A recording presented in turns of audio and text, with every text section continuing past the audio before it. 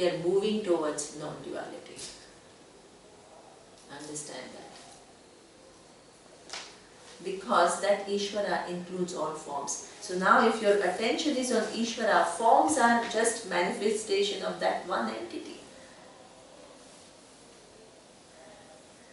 So therefore, now you move to, and there is no imagination, these are all realities. So therefore, you move to that vision. Using the pramana, Vedanta as a pramana, you come to know the presence of the ocean. Then you may start thinking, the ocean may start thinking that, okay, I am one little manifestation and Ishvara is what? From which all the past waves came, all the present waves are, and all the future waves which are not yet manifest will come. And then you say, okay, now within one entity, I am just one little manifestation. So then, what? With the help of pramana, one more reality is shown. And what is that reality? The wave is shown that, hey, in addition to that, there is one more reality which is water. You look at this wave and what you find is water with what? That as though given name and form. The name and form are not totally separate from water. If they were totally separate, there will be duality. But the relationship is that of Satya Mithya. While the wave cannot exist without water, the water is independent of being a wave. That's why you can have two names, wave and water, but in terms of reality, have you created two? No, only one water. You can have million names, but reality is one, if you understand Satya Mithya relationship. So then, the person is also made to see, hey, there is this big entity called ocean which contains not only one wave, but all other waves. But that ocean also has what? One other reality that it depends upon. What is that? Water. Water. So there is only water. This same water, when you see it from totality, you give it a name called what? Ocean. And when you see it from the standpoint of one little entity, you give it a name called wave. But can you imagine this? Because this is the case, can a wave start imagining that I am Ishvara, the ocean? It is like I gave you the example, 3 plus 2 is equal to 1000 minus 995. It is like saying, oh, I am, there is an equation, therefore 3 is equal to 1000. It is tantamount to saying that. Wrong point of resolution of equation. Plus is equal to minus and 2 is equal to 995. Wrong resolution point. Here there is a difference. 3 is different from what? 1000. Plus is different from minus. 2 is different from 995. In spite of there being a huge difference at that level, there is a point of resolution. What is that point of resolution? 5. If you mix up in understanding this equation, you are more abnormal than a normal person. More abnormal. So that means you and Ishvara say, oh yeah, everything is one. Hey, everything is one. There is a huge difference between upadhis. Huge. You are one form, Ishvara is all forms. This is why in Omkara there is a distinction. What? Vyashti and Samashti. 2 different names are given. Vaishva, Vishwa and Virat. Tejasa and Hiranyagarbha. Prajna and Ishvara. Different names because upadhis are different. But the content is exactly the same. So you have to solve everything at right point, understand every part of the equation and solve it all at the right point to arrive at understanding. Otherwise you are all creating one whole big khichdi of mix-up.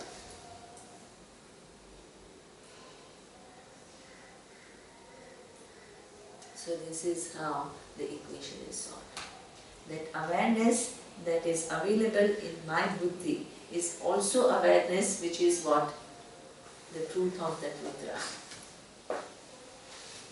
It is like the wave saying, the water that is me is also water that is what? The ocean.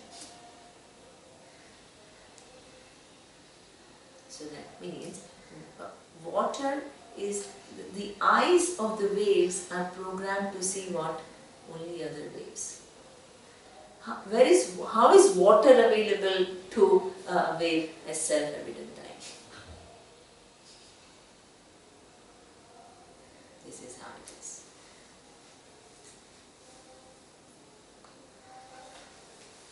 So this is how this whole equation has to be solved with lot of care, with lot of use of logic, lot of analysis, and to make sure that we don't miss any point and we don't resolve it at wrong point.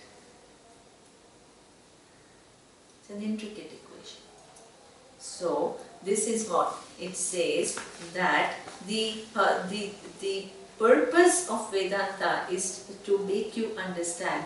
Now in this example, water is the truth. In Vedanta example, what is equivalent to water? Awareness. Exactly. Awareness which is available to that water which is available to wave is what we call water, right? So that means the equivalent to water is awareness. Equivalent to wave is what? You can also say that the potential of water to become a wave and probably an ocean is the Ishvara we talk about. Exactly. Okay. So that means before it became Ishvara, before it became ocean, it had the potential of being ocean. That is Maya. That when it actually becomes manifest, it is Ishvara. Ocean is Ishvara. And wave is individual. Jiva. Individual. So, Jiva and Ishvara, even though they are very different, because wave is different from ocean, but there is an equation and the resolving point of equation is water. Here, resolving point, you are little intelligence, which is what? Limited, what we say, Alpa Jnaha and Alpa Shaktiman. Limited knowledge and limited powers. Ishvara is what? Sarvajnaha, Sarvashaktiman, which is what? All knowledge and all power within which all the possibilities in the universe happen. Now, both of them depend upon one thing, which is awareness. This is a solving of the equation. So, this is what the ultimate and when you, so you can say, okay, now I've solved the equation, so what's the big deal? Hey, it's not what's the big deal. You have moved from what your understanding of I, from what this little individual to what that which is the truth of the universe. Hey, that is a big shift. That's a huge, this is the biggest paradigm shift that can ever happen. There can't be a bigger paradigm shift.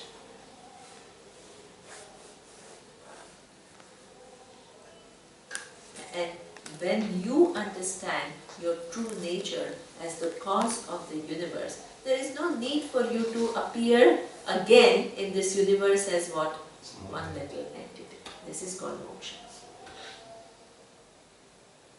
The equation is solved.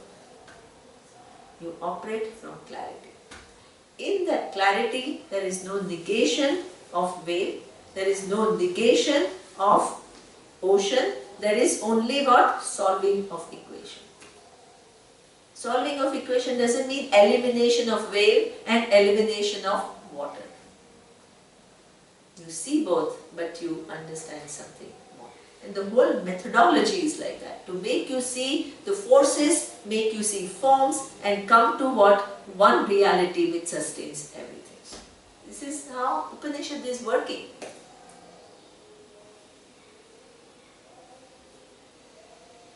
So, this is what the ultimate thing is for you to, and can you say, now this is very important statement, na anya pantha vidyate ayanaya. For gaining this goal, there is no other path. So, very often Vedanta, some big people of Vedanta, they make this statement and they say, yeah, no matter which path you, which path you take, you will arrive at moksha. It's not a matter of any path you take, because now imagine. So any path I take means what? Oh, you do karma, then you will also arrive at moksha. If you do karma, what is the basis of karma? Tell me. That you are the jiva. Exactly. Excellent. That I am an individual, that on which what the karma sustains. So that means by continuing to do karma, you will reinforce what? Your understanding that I am an individual. How will it lead you to the limitless? Tell me. How? Never. You have to understand that, because it sounds wonderful. Oh yeah, whichever path you take, you will ultimately reach the same goal. In one case, you are reinforcing you as being an individual, and it is opposed to understanding what? That you are limitless. Not possible. So ignorance becomes more strong. Exactly. Ignorance becomes more strong. And in fact, if you are clever and if you use karma to do good actions, then what? You will get even better and better results. Then what will happen? It will get you what? More engaged in karma. Because you are getting nice, yeah. So this is the problem with what we call deva. This is deva yonis. They have done good karmas and they have beautiful bodies, they have beautiful objects, they are having a good time. But that good time, the very good time will make you what? Committed to more good time. And that will reinforce what? Your individuality.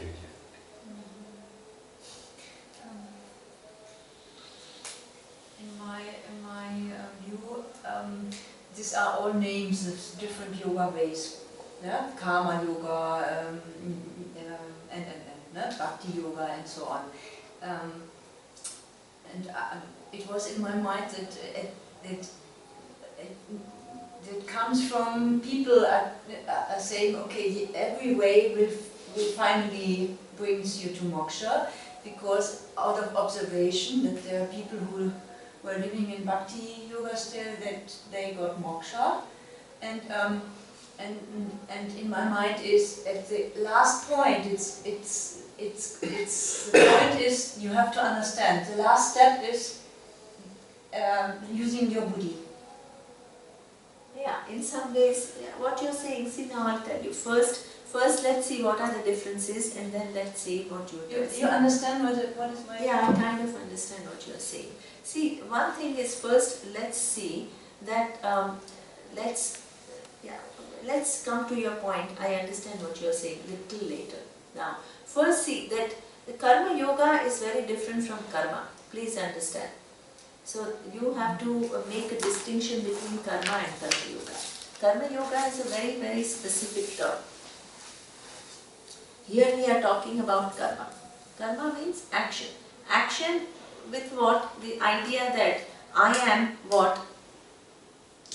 An individual, and I want to engage in the world to get my satisfaction. This is called karma.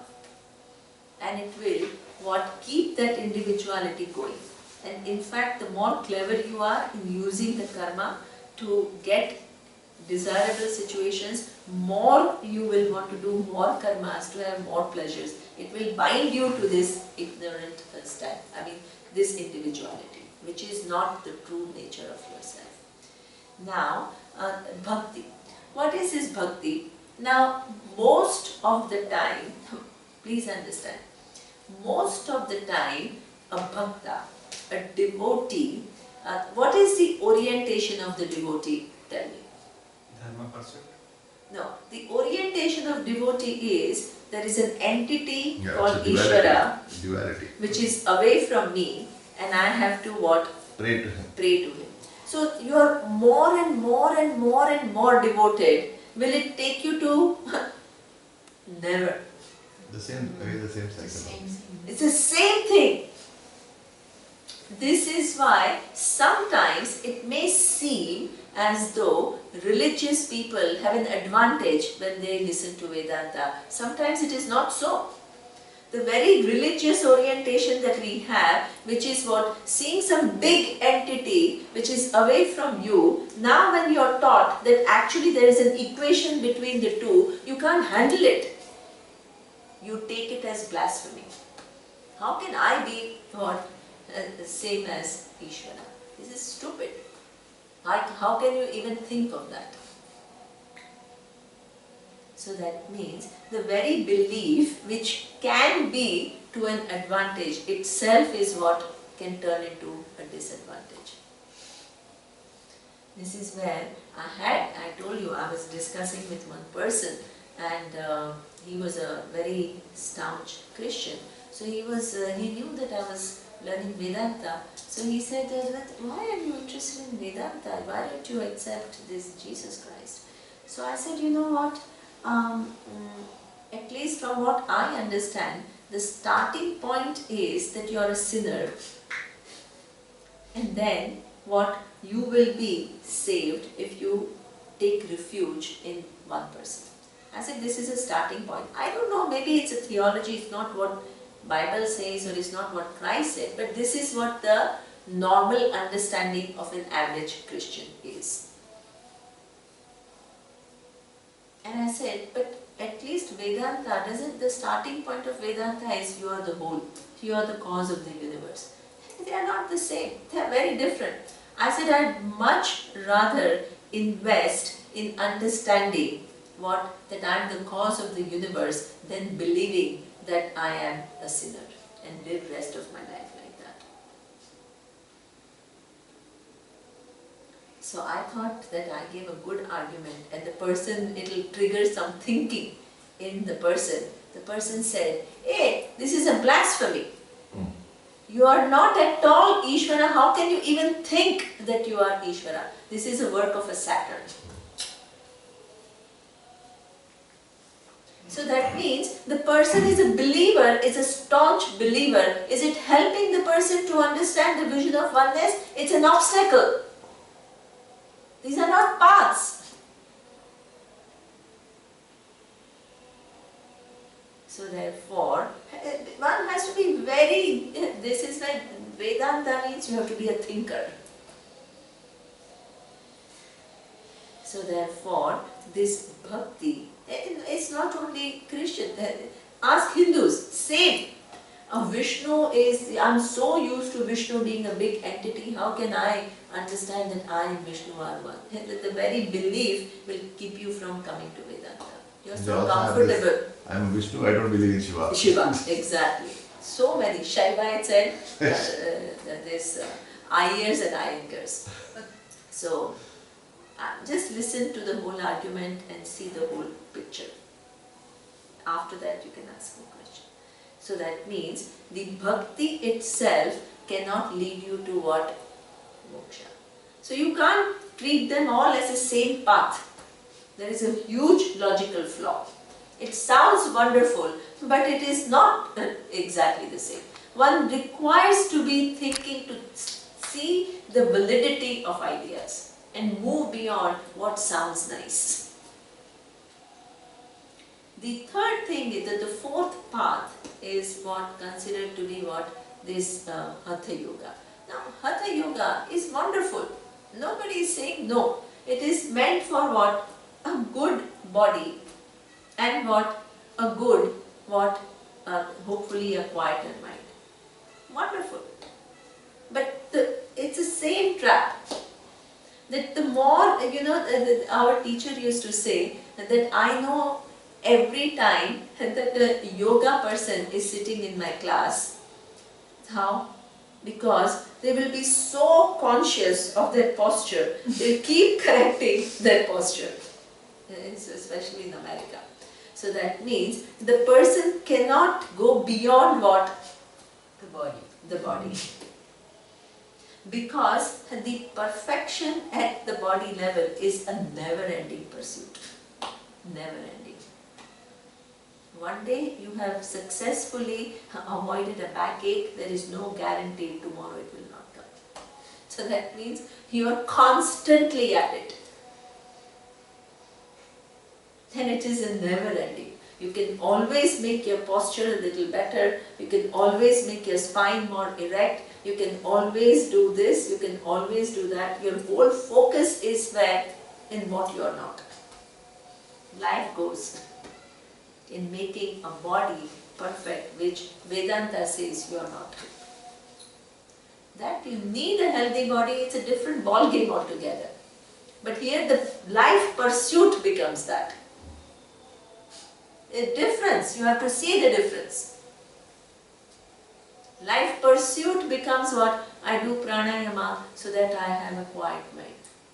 I know one person, she hardly talks because she thinks that talking is all waste of energy and she's always doing this pranayama and all. So that means the whole focus of life becomes what? Keeping your mind quiet and keeping your body healthy. And you do yoga one day, then what? You have to do it the next day, and what? More and more time you have to spend because you are aging, and to keep the same thing going takes longer. So therefore, you can't say, please understand, that they all four are equal. Now, what does it mean? They are not equal, but you have to, why? Because Vedanta is what? In all these four, please understand, your individuality is retained or not. Whether you are doing an action or you are devoted to some entity who's bigger than you, or you are doing yoga, or you are doing what? What is the fourth one? Jnana is the thing. In all three, you retain your individuality. What is Vedanta doing? Taking away the individuality. So that means they have a different goal.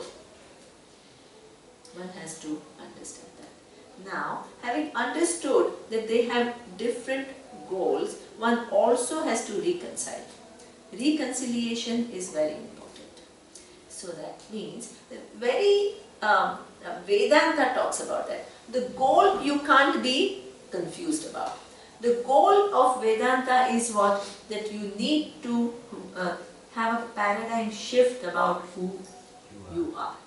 And that is move from the individual to the cause of universe. Million of asanas will not do it. Now, that can we now conclude? Please understand that karma, bhakti and yoga are useless? No. This is the relationship. Karma is extremely important, even if it will not make me reach limitlessness. As I had just explained, the whole pursuit has two components. One is what? Praptasya prapti, accomplishing of something which is already accomplished, which is what? Your limitlessness, for which you have to only remove your ignorance. But there is another part of the pursuit, and that is what? Apraptasya prapti. So that means the attitudes, proper attitudes that you don't have, you need to gain. Proper relationship with the world you don't have, you need to gain. Proper self-image you don't have, you need to gain. all this is apraptasya prapti, is not already accomplished.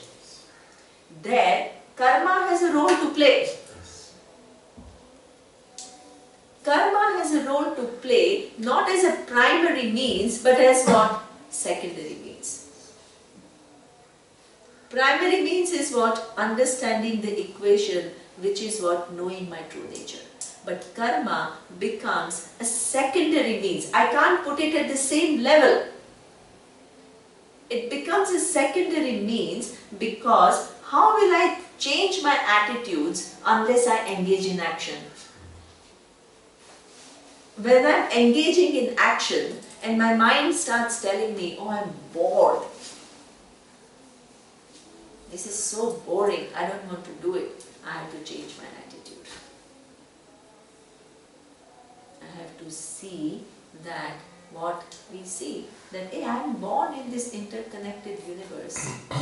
I receive so much, I also have to act. So that means it then gives me an opportunity to what? Change my attitude. If I give up karma and if I label it as useless, I will not use it. I have to use karma. But not as an end in itself, but as a means to an end. Big difference. The positioning, everything has to be clear.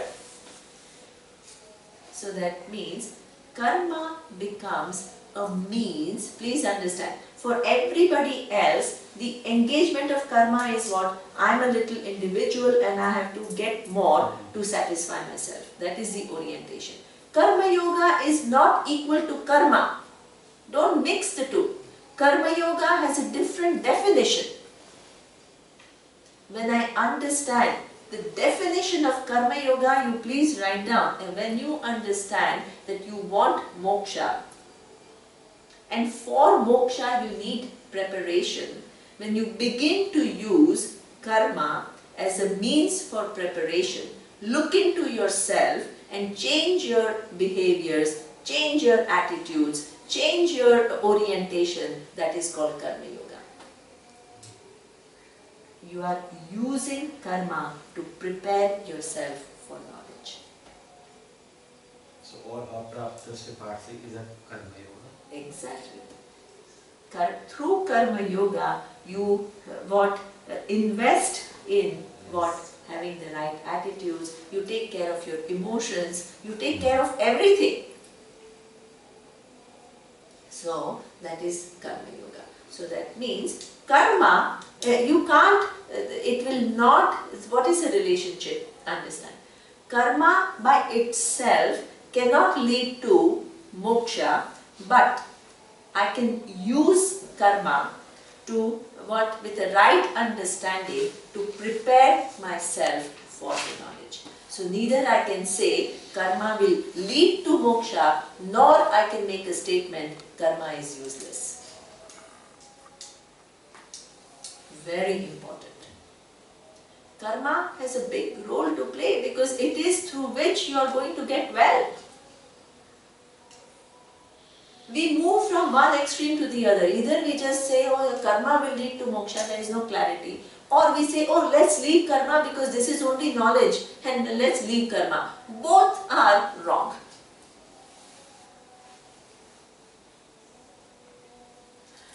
Bhakti is exactly the same. Bhakti is exactly the same.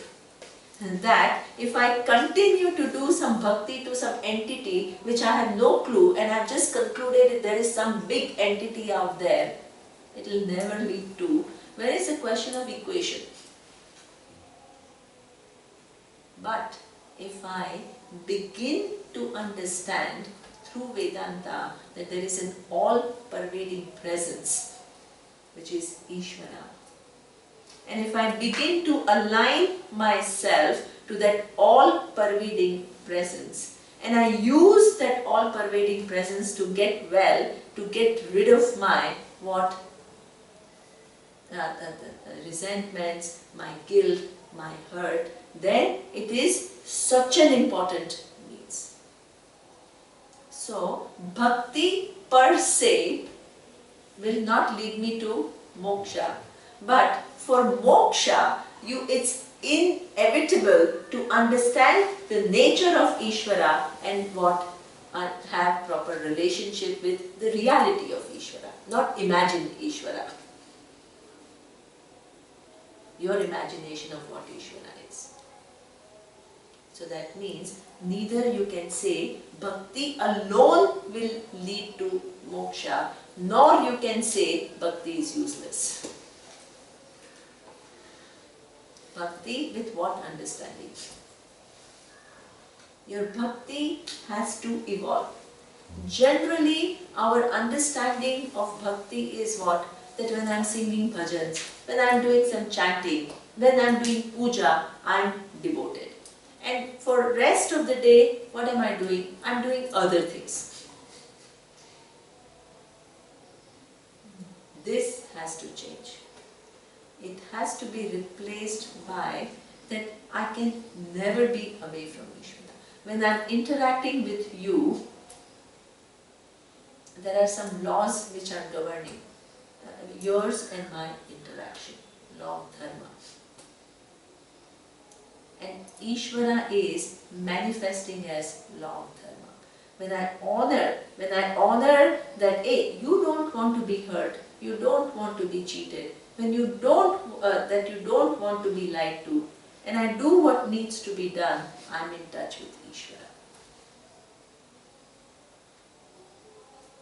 When situations arise, instead of being overwhelmed and going haywire, I say, whatever happens has some causes. Then I am in touch with Ishvara as what? Law of karma. I am in touch with Ishvara. This is devotion. This is not just when you do bhajans and all, that is devotion. Devotion by definition means you are relating to Ishvara. So therefore, when situations arise and instead of concluding, with my habit is what? Concluding, this person did this to me, that person did this to me. That is my habit. I shift away from my habit and I said, whichever situation comes to me is a result of series of cause and effect relationship. Let me focus on what I have to learn from it. The person is what the person is. If I can communicate, wonderful. If I can't communicate, I can't always change others. But let me do what I can do to change my attitudes, my behaviors, my approach to that person's inappropriate behavior. You are in touch with Ishvara. You are stopping the tape of dissatisfaction. You are stopping the tape of a blame, which is like an ongoing tape. You bring Ishvara in your life. When you are facing your own emotions of anger, sadness, guilt, hurt, instead of shoving it, oh yeah, because oh now I am limitless, instead of that, addressing, acknowledging and addressing, you are in touch with what? Ishvara as law of what? Psychology. These events happen to me, this is how I feel, this is how it is. Nobody can avoid it. But I cannot totally avoid how I feel, but at the same time, I can relook and make sure that I have not created stories of what's happening to me, which are based on my imagination and not on realities. I can do that. I'm in touch with Ishvara. So that means that your bhakti and the definition of bhakti has to undergo a very major fundamental change. Otherwise, your bhakti can be only for 1 or 2 hours. Even if you are highly devoted, how many hours are you going to spend in front of Ishvara doing bhajans, meditation, puja and all? You can't do anything else otherwise. You have to extend your relationship to Ishvara in everything that you do. Then you are always connected to Ishvara. Our teacher used to use very beautiful imagery to make you see that. He said that generally we as a human being, we play so many different roles. So that means if I am playing a role of a daughter, then it is with reference to what? My father. Then when I am playing a role of a wife, the daughter remains or goes away. That role goes away and takes place, what takes place is another role, which is what? Wife. When I am teaching, I take another role. Neither I am a daughter, nor I am a wife, I am what? A teacher. So that means we play different roles. When one role surfaces, it what? Negates the other role. You have to give up the other role. Otherwise, you will make confusion. But there is one thing you can understand, that who has put me, placed me in a way that I am daughter to this father. There is awareness of what? Ishvara, a grand design. So that means when you have that awareness, you will play a role of a daughter, but it is what? Devotee daughter. Why? Because you understand, in your understanding has come what? The order of Ishvara, which places you in that situation, in that role vis-a-vis that person. So you have to convert what? The daughter remains, there is an additional what? Devotee daughter. Because by bringing in the awareness of Ishvara in that design. Then when you are playing a role of a spouse, the daughter goes away, but devotee remains. You are a devotee spouse. Why? Because even in that spouse relationship, you understand there is a design involved. You meet people, among the 7 billion people on this earth, you meet one person and you fall in love and you decide to be with that person. Order. So that means the roles are changing from what? Daughter to what? Spouse to teacher to colleague to boss, whatever. One role is completely what? Negated by the other. Means you have to give up that role to play another role. But what remains constant is what? Devotee. Because, hey, the skills that I have, which makes me do this work, and that make me do that choices where, for example, I am given a choice to what? Take this job, and gives me those circumstances, that is what? There is Ishvara there. So that means there is one thing which is, the roles are changing, there is one relationship which always remains, and that is what? You and Ishvara. Non-changing. He says your life has to become what? Devotee daughter, devotee spouse, devotee colleague, devotee boss, devotee teacher, devotee, because in no circumstances the reality is you are away from Ishvara's design. When you bring that awareness in your mind, then you are a bhakta. Otherwise, you only relate to Ishvara in some vague manner according to your fantasy. It's not reality of Ishvara.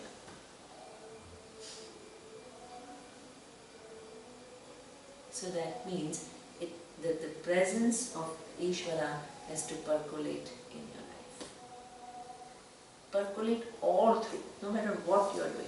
We lose sight. That you can't lose sight. Because nothing is away. Time is not away from Ishvara. Space is not away from Ishvara. Objects are not away from Ishvara. The relationships that objects enjoy through series of laws are also not away from Ishvara. If you bring that reality, then you are a real devotee. That devotee you have to become if you want moksha. But not some half-hazard bhakti. It's not going to lead you to moksha. Some your understanding, your fantasy and doing something, believing whatever is not going to lead you to moksha. Devotee is not, that bhakti has to be what? Corresponding to reality. Reality of Ishvara is all-pervading presence. Then, Hatha Yoga itself cannot give you moksha, but it is very useful. Why? Because you have to sit for hours. If you are sitting for hours and everything is paining, your mind will always be on what? The pain. You will not be able to get what I am saying. So therefore, it is also what? A means, what? For an end. It's not, and a secondary means, not the direct means. You have to give it the right place. Not direct means is what? Pramana pravritti. The secondary means is all this is useful.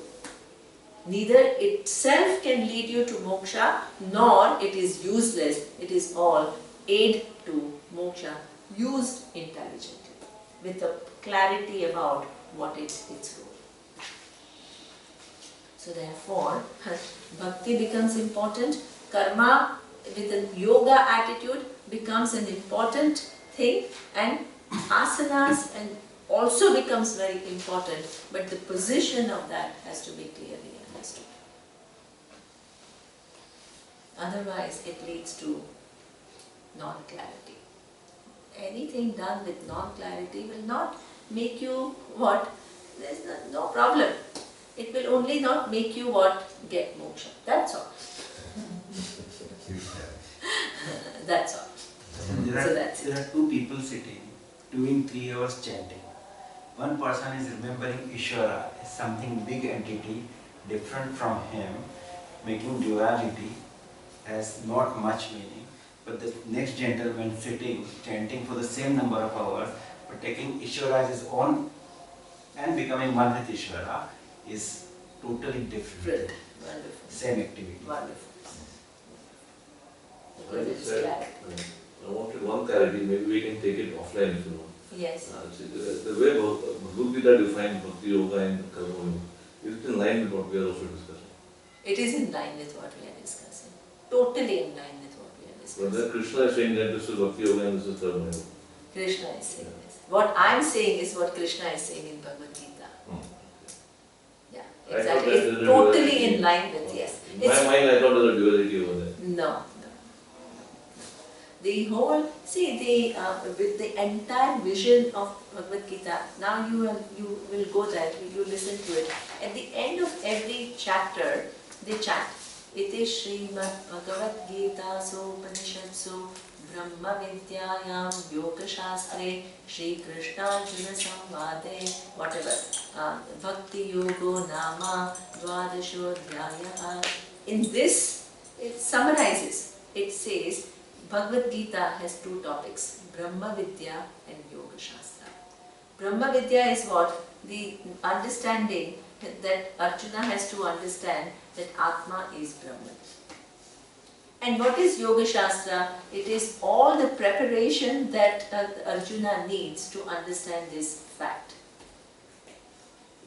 So that means bhakti is, to first understand what is the nature of Ishvara and then to relate to Ishvara with what really Ishvara is, not with your idea of Ishvara. So that is what we call. So that means that Bhagavad Gita has both the subject matters. Unfortunately, people don't teach it like that. They don't teach it like that. But it says, very explicitly it says. I got one very funny clarity from this whole thing. Right from my childhood, I would never appreciate why steps are important in solving problems. Why do they give marks for steps? Absolutely. Actually, suddenly something struck me beautifully that every step is also knowledge. Absolutely. And the right steps are required for that. So essential to build clarity. You can't skip steps. When you skip steps, you make logical errors. That gave me clarity too. Very good. So I can tell my any child who comes why steps are Steps are important. Even in all our maths, there are 20 steps. No, I would always argue, as long as I get the answer, what is the big deal of steps? This was the counter argument. But I really understand why these steps. Steps are so critical to get clarity. Om Purnamada Purnamidam Purnat Purnamudachyate Purnasya Purnamadaya Purnameva Vashishyate Om Shanti.